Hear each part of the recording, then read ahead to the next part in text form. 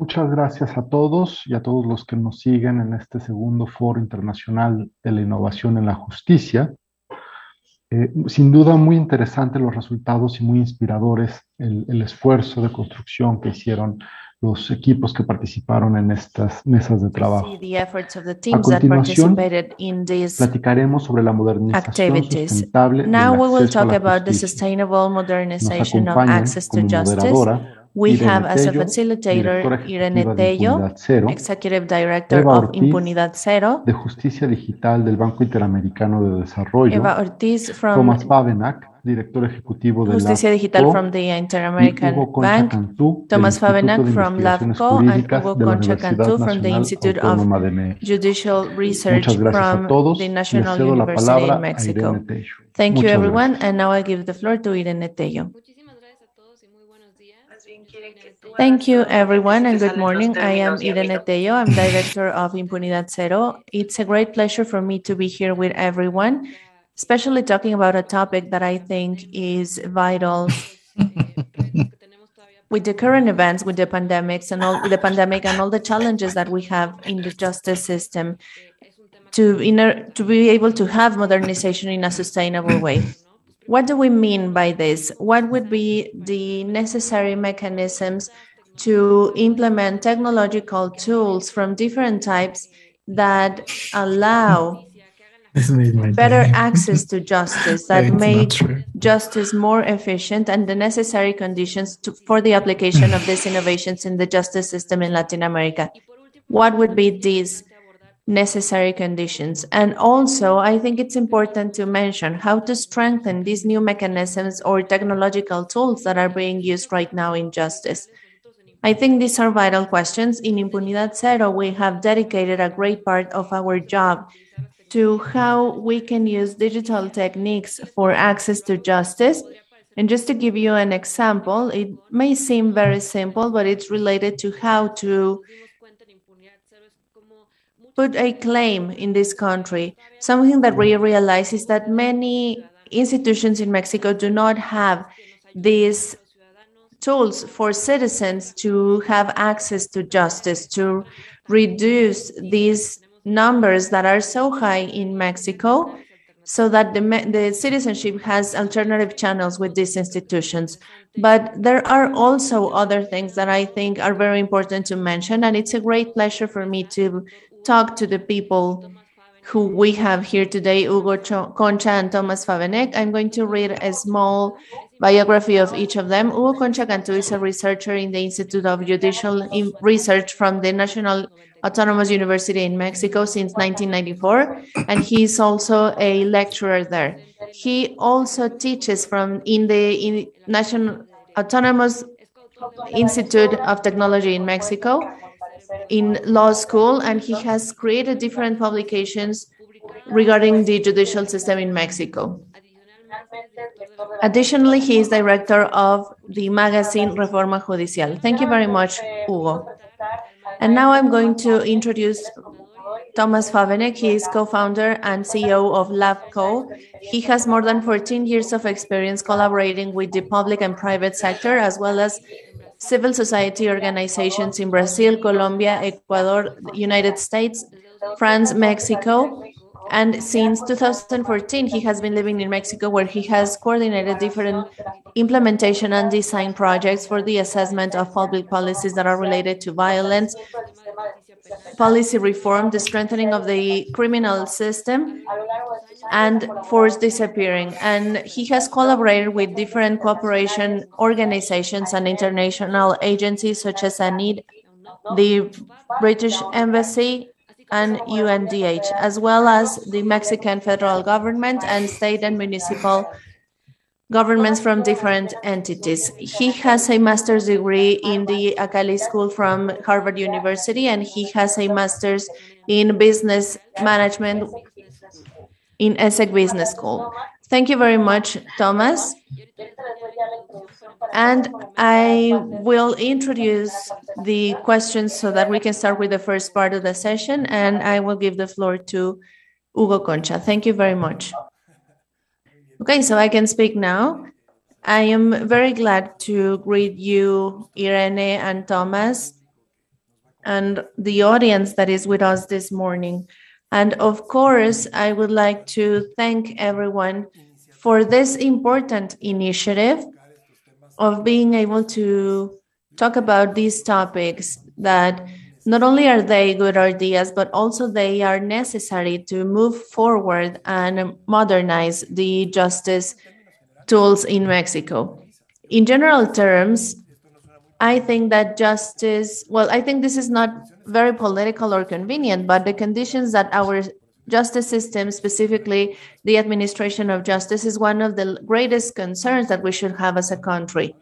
This is stuck, this is not good, and we're having very serious problems. And criminal justice has very strong implications in the access that people may have to it. I'm going to give an overview on how I understand this topic that we are here to discuss. This is a complex topic. Talking about modernization and access to justice are complex topics, but if we also add modernization that should be lasting, that should be maintained in the sustainability of this modernization, I think this becomes even more difficult. I will start by doing a strong characterization of how I do this in Mexico, how I see this in Mexico. I would mention 4 words. I think it's unequal. First of all, I think this is something that we all can see. This is one of the countries with the highest rates of inequality. It's not the same to have justice for a person that has the resources, middle or high income. It's not the same how they are going to face a justice problem than a person that lives in poverty. This is with different lenses and different measures that justice in Mexico is, especially in the criminal branches, a justice of the poor. And this is because that's the people who is facing this justice with really bad results. So we have this problem of inequality. We also have complex justice. What do I mean with this? Mexican justice, the procedures and the formalization of the regulations that give access to justice is very complicated, is illegible for most of the population.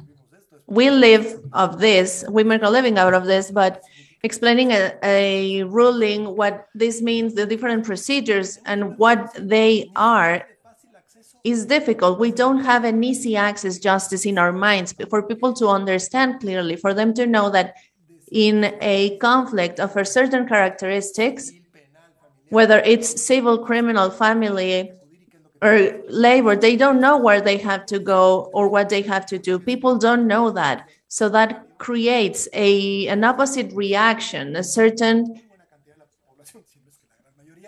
reaction of people trying to avoid it. So people think that it's better to know the least about all of this. And that's another problem. So each of these problems takes to different places, which is what I would like to mention later. A third characteristic is that we have a very expensive justice. Even though we say that justice in Mexico is free, it's not. Since it's so complicated and it's such as a labyrinth, people need to look for the experts. They need to find the lawyers that sometimes are not good, but they need to receive help in order to have access to this justice. So it's expensive in economic terms, and it's also expensive in time, because if there is something specific of the Mexican justice is that it's not expedite. It's a justice that takes really long time. It has so many gaps and so many different and difficult things, is that it's slow and it costs time. It takes time for people who need to have access to it. And the fourth characteristic is that I would say that access to justice in Mexico has inefficient access. The results are something that we cannot find at a medium or short term. People don't know what they are going to reach, and what they are expecting, it's not what they receive. What this justice is not achieving, which is key in this constitutional area, is to receive the solutions that they require, and that does not exist in Mexico. So I repeat, access to justice is unequal, complex, expensive, and inefficient. Thank you. Muchísimas gracias, Hugo. Thank you very much, Hugo. You are bringing very important points to the table. What you just mentioned about people not knowing where to go, what authorities to go to. In Impunidad Zero, and I'm sorry if I am advertising this, but I think it's very important, we had to develop a platform called denuncia.org so that people can have access to this, because when people are victims of a crime, they are not thinking about taking an official ID or what happens if their ID was stolen, what is the process they need to follow, what they need to bring there, where is the public prosecutor's office that is the closest to them. So these are the things that put obstacles for access to justice. Now I'm going to give the floor to Thomas so that he can mention a little bit more about the necessary mechanisms in order to implement at a long term tools that make justice more efficient. Please, Thomas. Thank you very much for this initiative of this forum and for the invitation to contribute. LabCo is the name for a laboratory of collaboration. We are a laboratory of innovation. We talk about citizen justice and human rights. So we try to collaborate with local actors, with the Attorney General's offices, with the law enforcement in the area of disappearance so that we can find this innovation and for its functions to last. So for this first intervention, I would like to mention some things. The first thing, and as a follow-up to what Hugo mentioned, the innovation that is given in terms of processes and technology in the world, in the public and private sectors right now are having a really low impact in the justice system in Mexico. The justice system in Mexico has a lag regarding the methods or processes and technology, and it's actually resistant to change. So the challenges that we face when we are trying to improve or move forward is really strong in this justice sector, and it's similar in security. I think there are several clues to try to move this, and we're trying to create different experiences or working methods that have been used in other disciplines in the last few years. The first element is this idea of the user. Sometimes when we think about a change, I don't know, in a general attorney's office, we think about the processes, the indicators, how this is going to be seen. And there are a lot of processes that are being developed that are ineffective for the users, the victims. And on the other hand, there is a great resistance. In English, we call them the frontliners, for the people that are at the front, the people in the public prosecution. They are going to use these new methods. So I think that the first element to think about a change in a sustainable way is to think where this change comes from. So it starts with these people that are the users, and very few times it's the route of the victim, the real experience of the accused or the daily life of the public prosecutor or the attorneys, so that we can start creating these first changes. So I think that the change of paradigm is that these people are not only part of a marginalized interview, but the core of the change. In second place, we have these methods, these implementation methods to think how to address this. Very few times we have the users involved. I have seen that many times, whether it's from the institutions or international cooperation, we have the experts, we have a great diagnosis and a great plan, and they say this is what we have to do. And we have a great plan of transformation that is agreed on with the top positions, and then they are not implemented, and then there is a change of administration, and then we have another one, and there are a lot of protocols that have been developed to manage criminal cases in Mexico. And I think that this way of working on change is obsolete, and it has proved that it fails. And there are different experiences that mainly in the private sector that have moved also to the public sector. We can call it design thinking, or what we have done in Mexico with these 100-day challenges. In Harvard, there are different projects for adaptation, and they share this same philosophy. We need to define the results that we want to reach, but we should not define the great plan that people need to follow.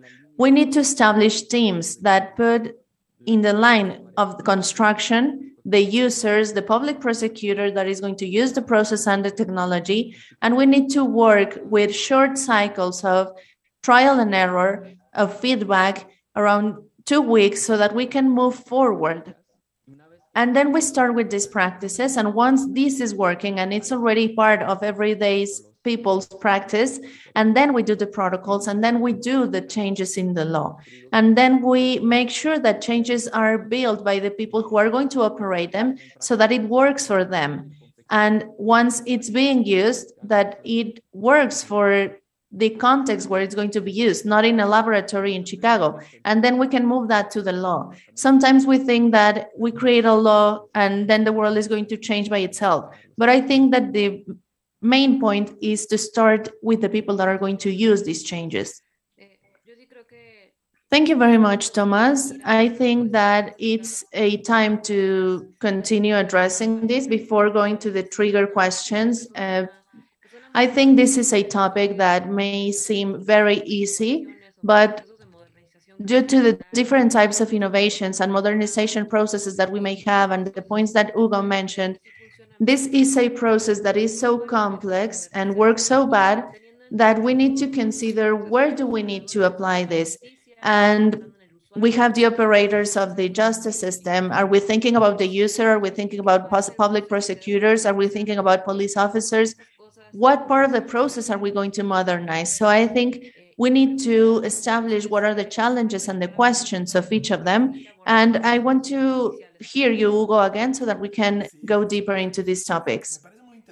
Yes, Irene, thank you. I think it was very interesting, not because of what he said, but the topic he's talking about. It's about the how. You were pinpointing it in a more generic way. I think this is a puzzle of many actors in the justice system. So I necessarily think that for more specific recommendations, we need to go to every micro space, so to speak, to each specific scenario to determine what is the best road to follow in this modernization. Because as Irene is saying, it's not the same. If we talk about having contact with the public prosecution or with the police officer, it's very difficult and very different what we are going to reach with the judges and the formal and judicial procedures. So I think that this disaggregation is like the first fundamental step that goes hand by hand with what Thomas mentioned, which is the human aspect, which is key to achieve modernization more than the great ideas or the protocols that we want to have in paper. We need to start with the human aspects, and we need to see the need and then detect the change so that we can improve. Because many times we start the other way around. We start from the great plan of modernization and this great plan of doing things when the people that are going to use it do not understand it or know what to do with it. And this goes with the different characteristics that I said. It's actually very difficult. And then if we add this, these possibilities of modernization are totally failing. I would think, following the lines of what I mentioned previously, this opens a lot of doors on where to find the necessary tools. If I go to the first axis of the unequal access, inequality comes in a lot of ways, and I cannot mention all of them because of the time, but inequality comes in different ways, not only in the type of social status that the justice is looking for, but it comes from the different spaces as well. There are different spaces that may be very efficient and easy and good, and sometimes they are, and sometimes other spaces are working properly and other spaces are not. For instance, currently the information, the data that we have from the federal public prosecution, it's good. It's a space that is helping access to justice in the federal justice in the federal courts, and maybe not in all the areas. But this is kind of a puzzle that I mentioned. And this first access as a great topic, I think that something that is missing is to have competent legal advice in order to make this inequality more homogeneous, to provide access to justice in general terms as well, without entering very specific spaces. And we need to see how and when, but I would need to see that the topic that we need to talk about when talking about inequality is related to competent legal advice. I think that's something where we can say to have strict controls on these judicial officers that are in touch with the citizens. About complexity, this is a whole issue. I think it's related to training and education, but this is also related to another phenomenon. The Mexican justice system is so complex because everything that has been accumulated, and this is related to the origins of our legal system and the institutions, where they come from, where did we get them from, how we established them. And we created a system that is so formal that it's completely dark and difficult to process. So this historical formalism and the rigidity of the profession makes access to law a world that is actually very complicated. I would think that sustainable modernization needs to move forward, starting from the language and then from its procedures. And this is also along with education and training.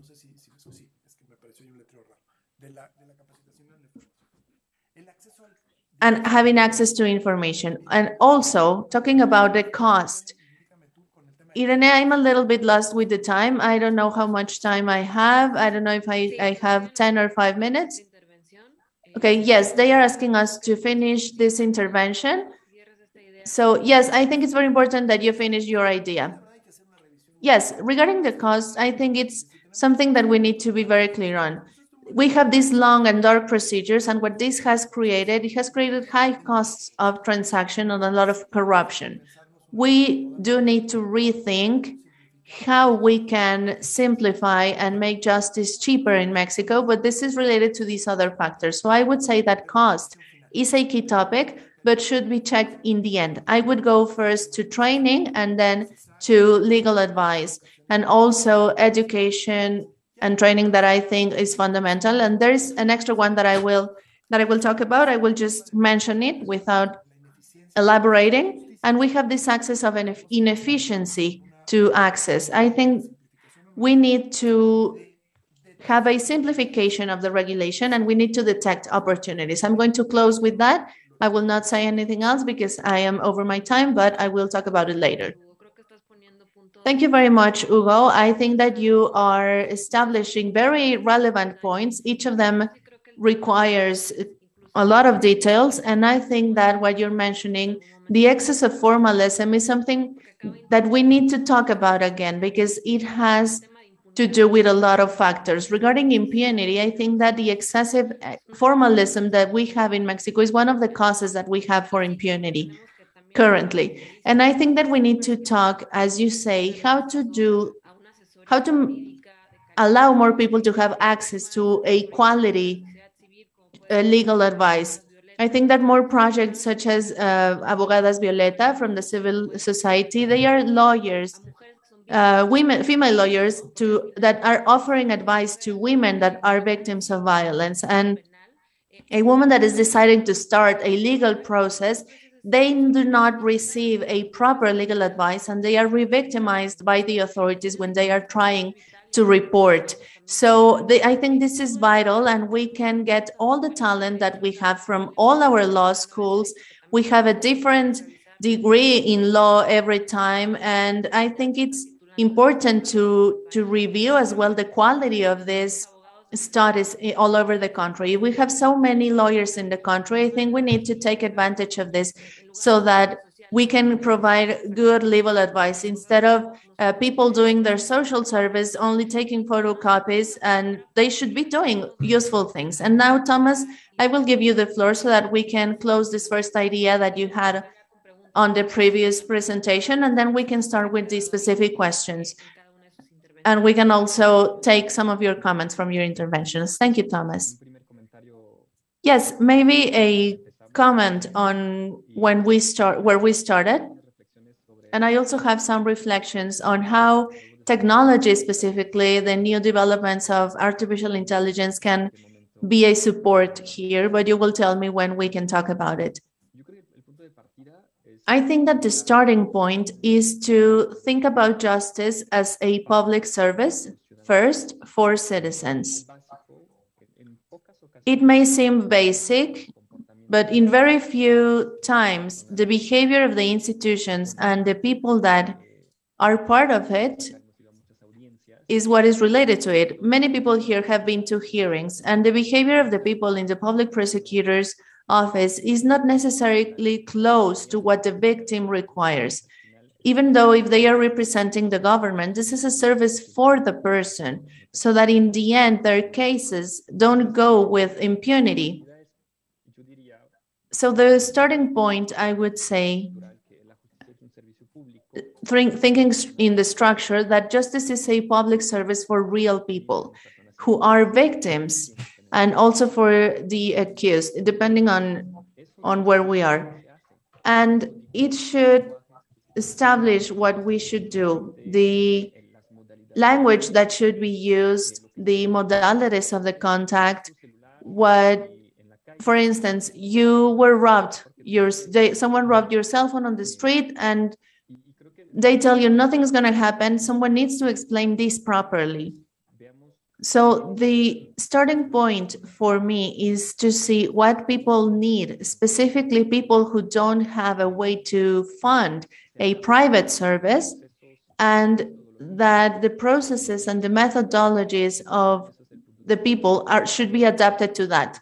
And then the system needs to move starting from that. There should be a lower amount of victims if we have better prevention. What the police does needs to work for people. The justice system as well needs to work for a victim who wants to solve their case, as well as for an accused person. And a starting point to understand the rest of it is understand what people need, thinking about this public service. And also, I'm going to link this with the modernization and technology part. Thinking about people, part of the strong developments from the last 5 years is the completely massive use of WhatsApp and messaging services. I speak specifically about WhatsApp because it goes beyond social classes and generations. We were talking about the pandemic, and you both are teachers, and many people had problems with Zoom, but everyone knows how to use WhatsApp. We know and understand it, and we use it. And in Mexico and in many places in the world, we don't have balance with prepaid balance. WhatsApp still works. It doesn't need money to be activated, as well as other messaging services. This is very powerful, and the world understands it, and you may see it in different pharmacies here in Mexico that are in this channel. In the technology part, there has been an increase of online platforms. First of all, they started with websites, then we moved to apps, and then there are some mechanisms that have been taking advantage of the fact that there is one channel where I can solve things. You can write through WhatsApp to ask for a product. And there is a window of opportunity to have access to justice by leveraging these opportunities, by seeing this reality. In the economic sector, there have been some elements. With the vaccinations, I was able to receive my certificate by sending a text through WhatsApp. And from LabGov, we think that this is something important. We are developing some prototypes. We do it with 2 artificial intelligence companies, where along with some general attorney's offices, we have created a prototype to leverage these messaging services by using these services. And we can see how this has been, how we can use it. This creates benefits and it saves time for people. But also the fact that the general attorney's offices are saturated, this allows us to improve the large amount of people. And also, sometimes these platforms, what they do is that they also allow to respond partially in an automated way. And it also allows to connect remote agents. So we may think about these lawyers that you were talking about in the country. We may have these legal advice services all over the country, and it does not solve everything, but it allows to leverage these tools that we have that once again go beyond social classes and generations. Las abogadas Violeta ya acaban de inaugurar su bot, que les invito a todos a que lo conozcan en la página de Facebook. Entonces, si tú lo escribes en la página de Facebook, I invited to check the bot that has just been created, and actually that's what we're going to be asking, what you need, and if is this do you have a legal problem, you can leave their information so they can better channel you with the lawyers that can provide you with this. This because these questions that take time from a person, as you said, this could be automated, and I think that this would be a pivotal tool. And I think that, as you were saying, there are no prosecutor officers that have this already, because oftentimes I think that the lack of trust concerns things as simple as, I'm going to raise a complaint that I was robbed my mobile phone because I need this for my insurance, and then nothing else happens, and then we do not have enough information as to continue with this investigation. But your complaint is very important as to identify criminal patterns in the city. Just receiving a simple answer, maybe if it's not the one you're waiting or expecting, this would make a huge difference with respect to the trust and in terms of the treatment that people feel. Now we will go to the questions. What you just mentioned, Hugo, it's very important. Consider inequality, complexity of costs.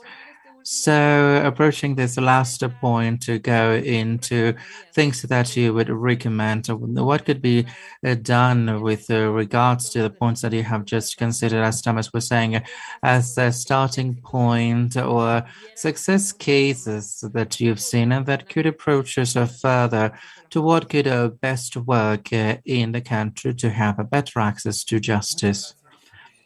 Thank you very much, Irene. We're going now to the more complicated cases. It's difficult for me because I think that to do this well, and we need the Thomas approach. What we were saying before, this is disaggregated. Access to justice is not the same for a woman in case of violence. I'm just going to imagine an example. In Mexico City, right? I don't think it's the same to a situation and problems of access to justice for the same situation for women in the mountain ranges of Oaxaca, where quite surely we have gender violence, which this is going to be completely ignored when the problems of the public prosecutors are focused on disappearances. So we have to go into very specific questions here for specific scenarios, not with the generalizations. Since we have very little time for this discussion, what I would say is that four main axes that can be used in a very theoretical matters, which are abstract, of course, I acknowledge that. That's why I was speaking about disaggregation, but they are relevant for a sustainable streamlining, as is the title of this table. Without a doubt, the first and most important one is, and you're going to like, okay, wow, what a great answer. Education, the education access. We need to bet on a training of public civil servants at any level, if it's law enforcement, prosecutors, judges. We need to continue betting on that. And if we examine today how this is in terms of performance, and I mean judges, prosecutors, law enforcement, with all of the things they are lacking, without a doubt, I know that the judges are at a better level than the other two actors. And this is to be a bet on time and obligation by NOM to bet on their training and education. Of course, the judges' education is very different as well. Let's say a judge who is in a jurisdiction with very little budget and they're fighting for the budget, than to that of a federal judge. So these are two completely different worlds, because this is the one that is going to really transform justice into a public service idea by civil servants. And this is the one that will provide the citizens with further tools so they can understand the darker world that they are approaching. That's access one. Access two, accompaniment, as we were saying. So long as we will not simplify and change our legal judicial world, we are going then to still miss an area at the justice institutions to help the citizens step by step. We have the public defender offices, and that's the only way in which we can help the common citizen. Then it's to go through those labyrinths, how they have to do this, what the best options for them are, and with no business or private intermediate purposes, because then we're going to somewhere else. This is what we call. That's why we have the prime of pseudo lawyers. But we have to develop these assistance and accompaniment topics. Something has been developed for the criminal aspect of justice, but we're still missing a lot of things. A third one, and that's the one you were mentioning, Irene, something I learned at some judiciaries in a recent study that I was able to conduct with Mexico Evalua in terms of information. It's that some have developed specific areas to detect windows of opportunity, and when there is a possibility to have a program with children at schools in which judges are going to be paying them visits to explain to them what their role is, or to open a communication space on social media up as to make a specific court work known. So we have to be thinking about the constant enhancement and in the opportunity to do new things, and above all to approach the citizens. I think this is pivotal. Otherwise, if there is not someone who is there to do this, anyone is saying their own way. And the judges have such workload that you can't ask them to think about a better access to words for the citizens who are approaching them, because they have queues for the cases they have to solve. So to have within the government structures with the justice institutions to have approach proposals and proposal for reflection with dissemination programs, and there is a lot to do here. And finally, the communication aspect. I think that we've thought very badly in terms of communication for justice institutions that must not have social communication errors as if they were public administration institutions in which we have newsletters of what they were day to day. These are useless, and justice institutions, so our way to understand them are hierarchical because of an internal organization matter. But from the point of view of contact with your public, they have to be very open, very horizontal, and they should have communication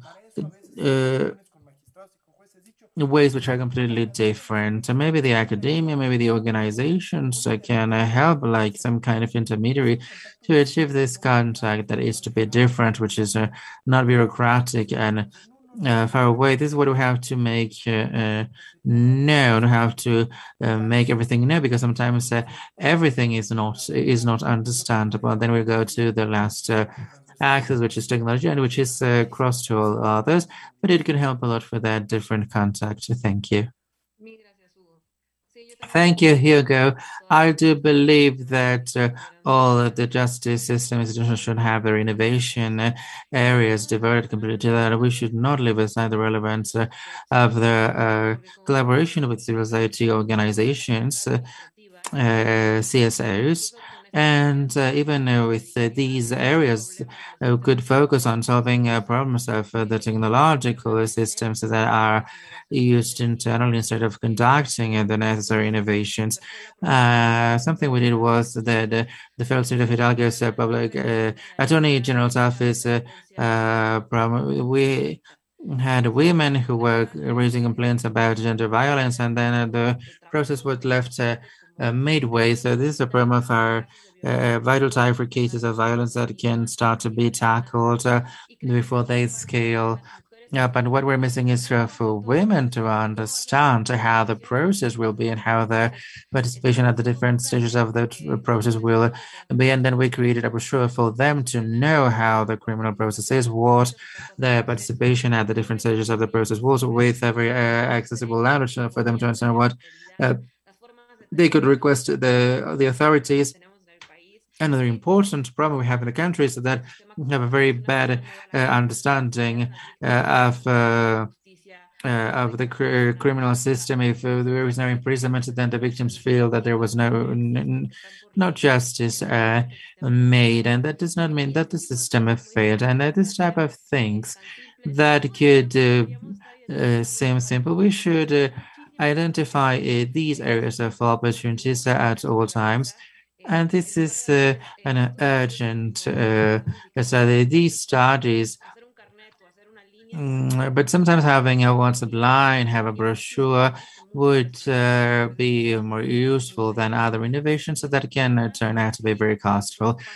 Thomas, now we can go to your work. Could you tell us what are good practices for you, not just to consider the streamlining of justice, but for it to be sustainable? The main problem with the technological innovations is that if they are not properly planned, they can be a waste of investment for programmers, and then we have no follow-up for the platform, and then this ends up being a waste of a public resources. So what have you seen in these years that has worked out as in order for us to have streamlining of the system in the long term?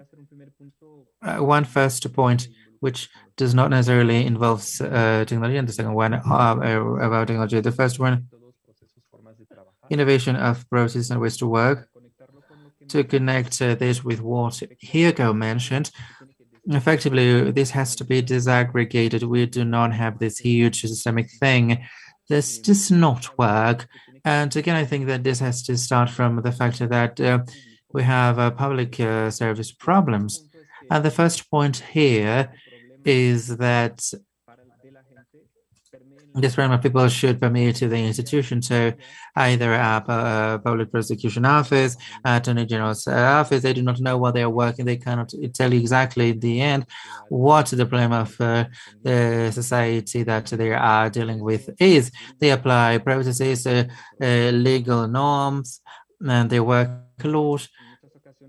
And oftentimes they can't tell you, I am doing this because it's going to help the citizens in such a way, and this may look easy, and then this has to permeate in all of the institution in what they're doing for the people. So this permeates in their working culture. And some work we have conducted with the police, and these are important for the administration of justice. We are working with the city of Morelia's police in the federal state of Michoacan, and the topic is problem solving focused to a police, which is an American method. The police are going to be using data to disaggregate preventive measures that are going to involve the community, both the community and the police, and also businesses, but they had resources when they weren't doing anything and anything. So we went to the police and we were like, okay, let's work differently. We started working with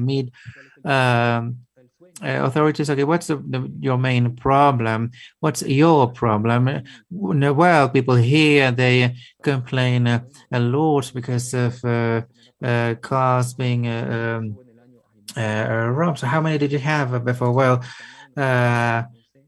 I don't know.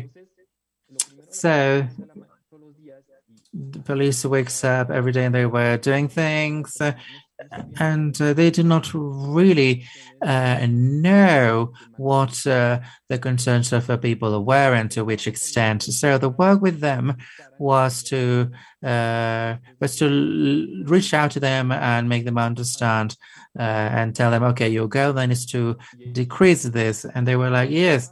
And how much can you decrease? And they're going to establish their own goals. And once we have not even the heads, we can start to move the system to develop innovation, because we are working together towards the same goal. So we have I have gone 28 times to the police of Morelia in the last year, and we have told them that we're going to be working on the problems of on their problems, which are the problems of the citizens, and we're going to be developing things to move towards the main direction, and we're going to have the protocols. So the first way of what I have seen is whether we can work with the people at the front line. We can work with them for them to understand what the public service mission is, to connect the micro to the micro to the macro. And once this is known and clarified with the superiors, those are their goals, and did not how many hours of patrolling they have had, what's the service provided to the citizens. So then we're going to have a lot of innovation so that it can be created from people themselves, and which are going to be permitted because they come from them, because this is working, and because this works for the citizens. I think that this is the way at the micro level for every institution. And I think that technology can only work if it draws on this. If in the end, technology does not come from something, from someone who decided that this was going to improve process, because then we will have a bottleneck. In the end, when people use this, well, the work is going to be better done. And I think that this is going to create internal pressures for technology to be maintained. These platforms have been changed because they have been isolated with for people at the head, and they have gone away with administrations. It's not for everyday's work because people do not understand what's the use of this. So that's what I could say. Thank you very much, Thomas. Now we will move to the Q&A session. we don't have questions from the public, so we can take these minutes for our last reflections. I think that it was the complexity of the topic was very clear. So I would like to that regardless of complexity, for your last remarks to be some kind of light of hope. So, because if we only stop at the complexity of the things, it's going to be a little bit difficult, regardless of complexity of stakeholders, of the excessive formalism, and all the processes for which we would need to have this streamlining. What can we keep to or use to motivate people's engagement from the society, attorneys, engineers, the academia? So to end up on a more positive tone, here you go. The floor is yours. This is what I was fearing. Actually, if someone asked me, Hugo, in such a delicate, a sensitive topic as the streamlining of access to justice, what would you do? The first thing I would think is to look for people like you, Irene, and ask, where are you walking on? And I know that it's not valid because I am making the question back to you, but this is what I would do because you are the ones who are working on specific things in terms of access to justice. I would, this is going to be some kind of juggling of academic juggling here. But first of all, I would,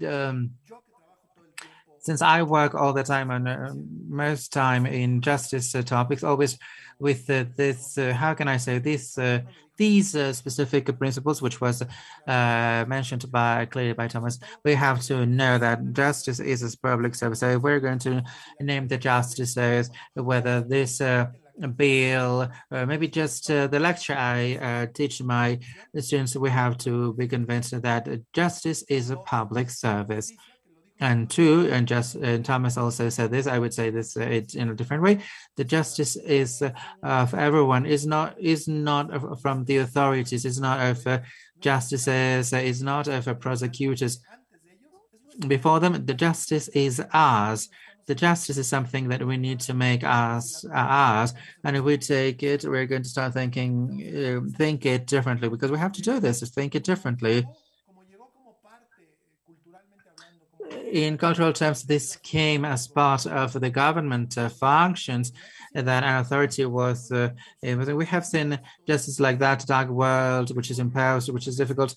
So I better not approach it. If we change that, if we consider this to be a natural consequence of the democratic life, justice is ours, and we have to look for it at all times in all of our interaction spaces, some which are very formal and other are less formal, but it has to be present at all times, and we have to think about this all the time. So that's why I was going to be making here some kind of academic juggling, but you know, we have to be convinced that we have to be connected with the topic of this. And every time we think about justice, before thinking about big abstractions, generalities, bills, procedures, let's think about above all in the access to justice for people. If that's our priority, if we're always thinking about how this can be improved, how forget about people, how oneself can go to a court and for it to be easier, to be expeditious, and I hope a very efficient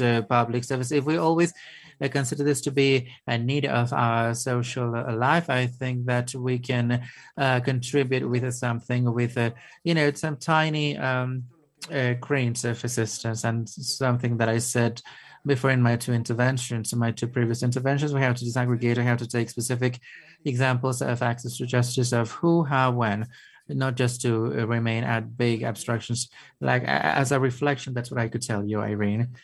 Thank you very much, Hugo.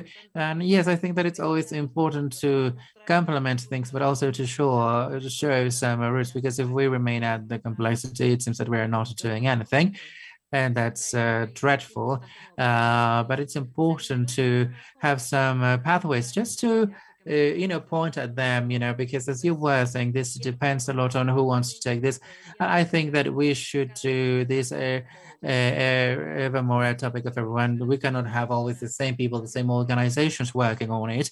And if there's a problem that affects us all, and I know that this may come as a joke, but if the youth that devoted a third of the time they devote to their TikTok videos to change justice, things would be different. But now, Thomas, your closing remarks in terms of good practices, where you think we could start, your closing remarks for the people interested in the streamlining of access to justice. Up to optimism words, right? Okay, there is optimism, at least at every public defender office or at every public prosecutor office. We always have amazing people. We always have, we speak a lot about corruption and the inefficiency, but you have seen this. There is always very capable and hardworking people with good values and who endeavor. So this can give us a lot of optimism. And I think that we have to give them further trust. Sometimes they are under the pressure of hierarchy. They do not have the chance for the good ideas to permeate. So that's the optimism is that they are there. They are within the systems. That they are outside in civil society organizations, in societies. So I think that the first level of optimism on which we have to start building, how can we give more voice to these people for their ideas to be implemented? And the second, which concerns technology, is that technology is democratizing again. We are having many things coming.